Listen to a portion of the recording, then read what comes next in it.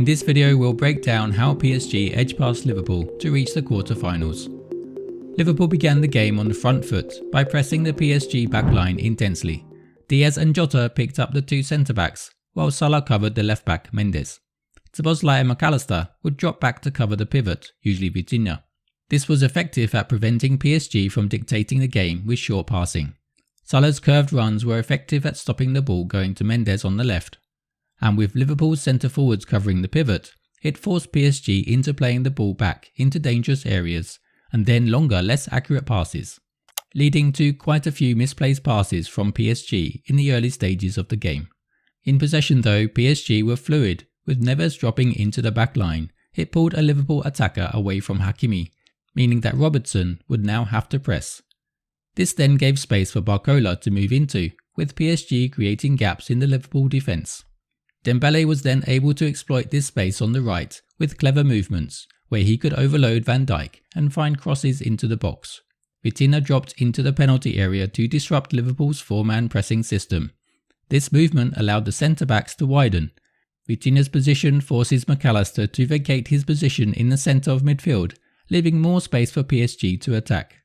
Vitinha's movement into the back line pulled a Liverpool press, helping to open up space for Mendes to move higher and receive in space.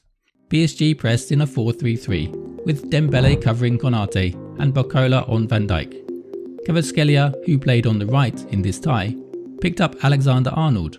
With quite a narrow midfield three, it meant that there were spaces for the advancing Robertson and Szoboszlai either side of the PSG midfield. And this is an area that the fullbacks would have to cover. In Luis Enrique's man-marking system, Kvaratskhelia man-marked Alexander-Arnold, meaning that he was often deeper, covering ahead of the left-back. Alexander-Arnold's movements infield, where Liverpool looked to build an overload, took Kvaratskhelia away from the touchline, and this is where Liverpool tried to isolate Salah one-on-one with the left-back, with Van Dijk especially trying to find Salah with early passes. In controlled spells of possession, Robertson initially started deep in line with the centre-backs, who were protected by a single pivot, Gravenberch. As Liverpool pushed up, Alexander-Arnold's central positions opened up space on Liverpool's left for Robertson to then advance. This sometimes saw Diaz come inside to receive, but it also saw the Liverpool left-back underlap and try to overload. Alexander-Arnold's positioning as an inverting fullback created space for Salah to also drop and receive directly from the centre-back by taking the winger away.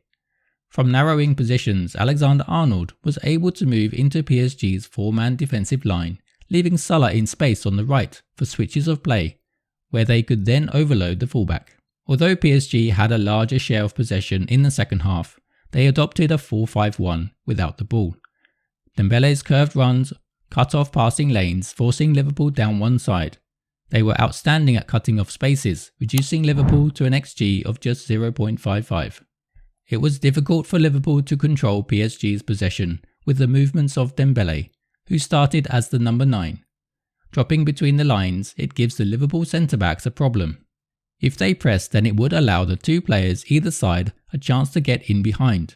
But if they don't, it could allow Dembele time to pick a pass into the penalty area. In response to the dropping Dembele, Van Dijk would occasionally step into midfield to press, although this created a hole in the centre of Liverpool's defence. Dembele drops deep in the midfield, where he has created an overload on Jota, as he looks to receive in the central channel. Dembele's movements into the midfield help him to play closer to Kvaratskhelia on the left. This also helps to expose Liverpool's defence by pulling Gravenberch away from the back line. Moving into pockets of space, he gave the Liverpool defence problems. Liverpool's pressing left them exposed in the centre, where Dembele could exploit. Meanwhile, PSG left their wingers in advanced positions so that Liverpool's defence couldn't squeeze the space. The width also meant that the two centre-backs had to cover the space out wide, leaving a big gap between them, allowing Dembele to find diagonal balls through the lines to attack the space behind, which resulted in levelling the tie. Against PSG's 3-2 in possession shape, Liverpool's 4-2-4 press should have had the advantage, with the extra player pressing the defence, and the two pivots marking the opposite PSG pivots.